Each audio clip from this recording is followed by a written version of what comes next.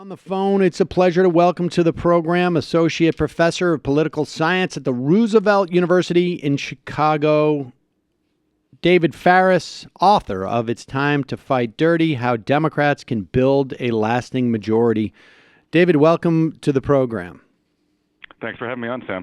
All right, so let's start with the premise of your book, which is that the Republicans have, and this is something I complain to, I'm not saying every one of our guests, but guests where it makes some sense, that Republicans, when they get into office, the first order of business for them is always to do something that edifies their power and helps them stay into power. Give us a couple of examples of those.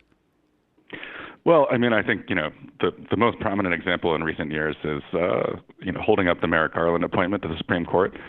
When you talk about edifying power, what they're really doing is sort of pushing the boundaries of what's acceptable and legal in the constitutional framework. And they push that boundary as far as they can to get up right to the edge of legality, sort of violating existing understandings of how politics should work. Another great example is Republicans changing the rules of the governor's power in North Carolina when they were on their way out last year. So it's really, it's using perfectly legal mechanisms that are violations of existing understandings to sort of aggrandize power for themselves. And I would add to that voter ID. I mean, in 2010, and the redistricting. All right. I mean,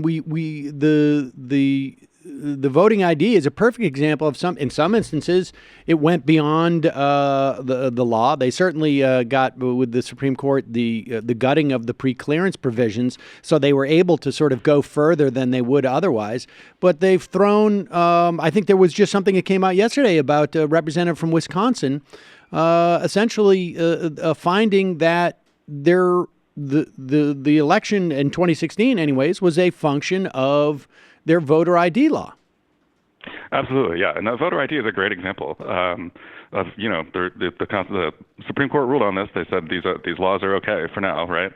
And they passed them anyway. They know there's no voter fraud, and they passed these laws because they know that it disadvantages the Democratic coalition. And that's a great example of Republicans sort of using the power that's been vested in them by the voters to improve their own coalition's prospects in the next election, and they're really good about keeping their eye on these kinds of laws that they can manipulate to improve their fortunes at the next election. And it's maddening, that they do this, and then Democrats are just sort of like, well, bipartisanship is important. We don't want to look like we're abusing our power, but it's like they're the victims of this one-sided series of escalations, one after the other. And I would add also, I mean, while we're at it, I mean, it's almost every single the campaign finance laws, rolling those back, things like Citizens United. It's one thing to say that both corporations and unions can now give unfettered amounts of money, but the fact of the matter is that corporations and unions have a disparate amount of money available. It's not even close. And we see, I would add, too, that particularly in the states, but they're trying it on a federal level as well, they undercut the power of unions. And there's been plenty of studies that shows that that's going to help them in terms of like 3 or 4% at the polls. Absolutely, yeah, and the Supreme Court, which is in Republican hands because of what they did to Merrick Garland, is about to gut the unions with this decision that's coming out about the collection of dues. And that's really going to cripple a lot of unions around the country. It's bad for turnout. It's bad for workers' rights, and they know exactly what they're doing. They're using the law to disadvantage their adversaries, and they're going to keep doing it, until we do it right back to them. And all right, so and you're talking obviously about the Janus case. That's going to be resolved in June, and that I think it's a foregone conclusion. I think with a lot of people, we were going to see this with Friedrich, and then I'll say this because maybe it's not appropriate for you to say, but blessedly, Anton Scalia exited in a very timely fashion. All right, so let's talk about what would be your agenda. Would you suggest to the Democrats they take the House in 2020, let's say. They take, or I should say in 2018, they take the Senate in 2020, they take the presidency in 2020. They come to you and they say, David, we heard your interview on the Majority Report. Remind us again, what are the steps that we take? What is the first order of steps that we should take in terms of edifying our power? Sure. So, I mean, if you look at it, there's a few things that are like what I call low-hanging fruit. This is stuff that's amenable to laws passed, in the first month. The next time Democrats have unified control in D.C. I think the first of those things really ought to be statehood for Washington, D.C. and Puerto Rico. These are, it's not just would help us, it's the right thing to do.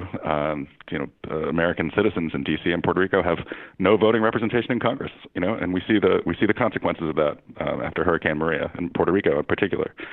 And that's a move that would add 4 Democratic senators to our column. If we had done this under Obama, we'd have the Senate right now, and it would probably send an all-Democratic a delegation to the House too. So, this is something that's absolutely morally justified.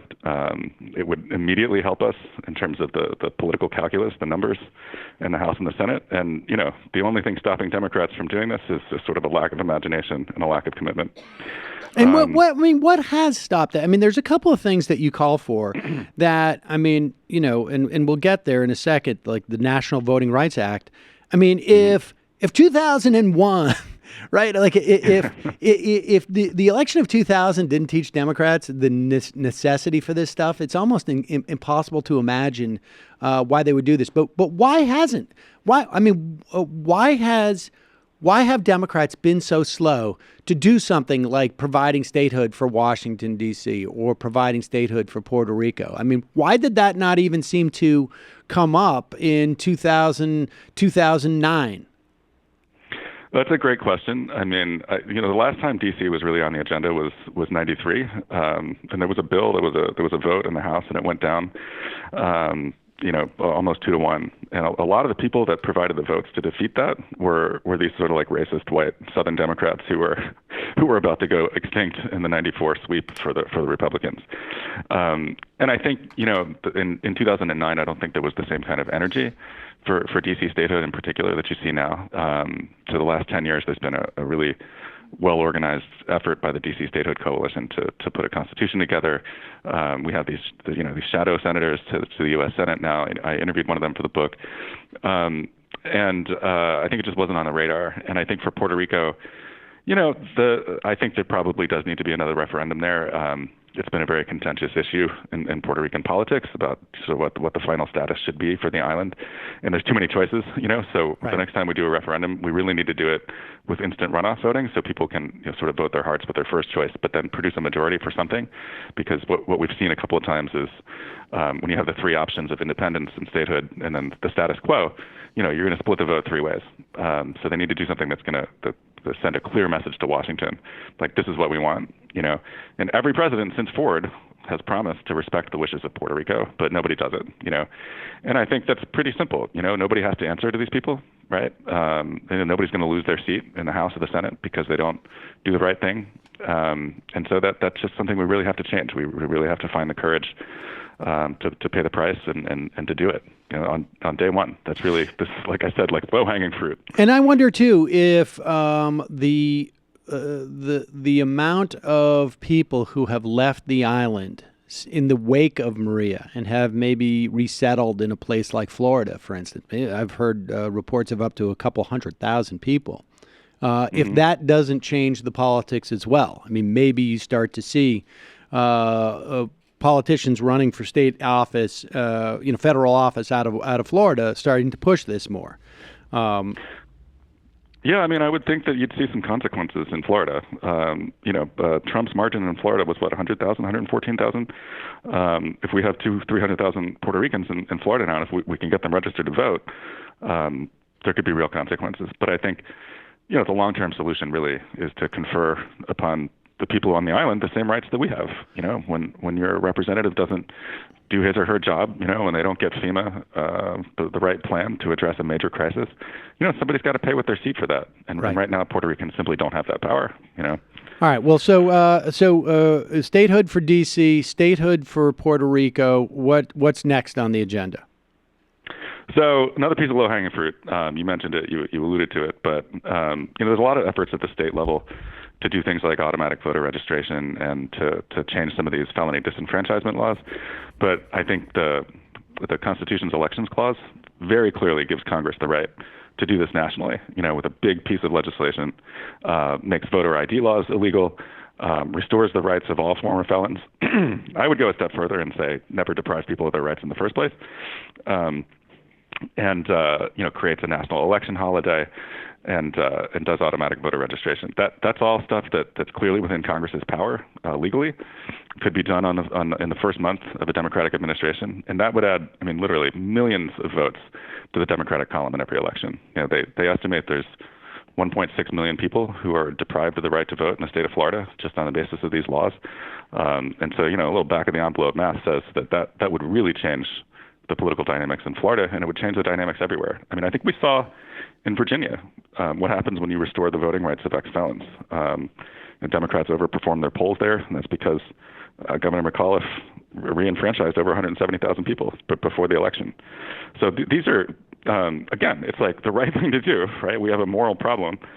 Depriving people of the right to vote forever if they commit a crime is completely flies in the spirit of our criminal justice system as we imagine it should work, right?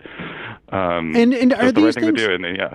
All right, so they're easily morally justifiable, but from a political standpoint, is there any liability? If Terry McAuliffe can do this in Virginia, is there really any way where a Democrat, and I can see Republicans voting against this because they are fundamentally for curbing voting rights in any way you can. They've established that over and over again. But is there any indication that if the Democrats came in January of 2021 and on, let's say, February 1, voted the National Voting Rights Act that provides, ex-felons would reestablish their right and got rid of voter IDs and automatic registration, would there be any controversy in terms or any political blowback to that? I can't imagine any. I don't think so. I think no matter what we do, obviously there's going to be some counter mobilization on the right. But I think that these arguments are pretty self-evident, and I don't think there's been a backlash in Virginia. You're going to have the Republicans, shouting and screaming about, Democrats want criminals to vote and stuff like this. But I think that message is going to fall on deaf ears. And I think at the end of the day, most people are not that into electoral law, and I think even if there's a little bit of blowback at first, I think it'll be gone by the time the next election happens. And that's really the key, right? Is we're trying to set ourselves up for the 2022 midterms, and to not see what happened in 2010 happen again, right? We in order to get this country on the right track, we've got to win more than one or two national elections in a row. It's got to be 3, 4, or 5. And right now, the electoral laws are really work against us in a structural way that I think most people don't see on a day-to-day basis.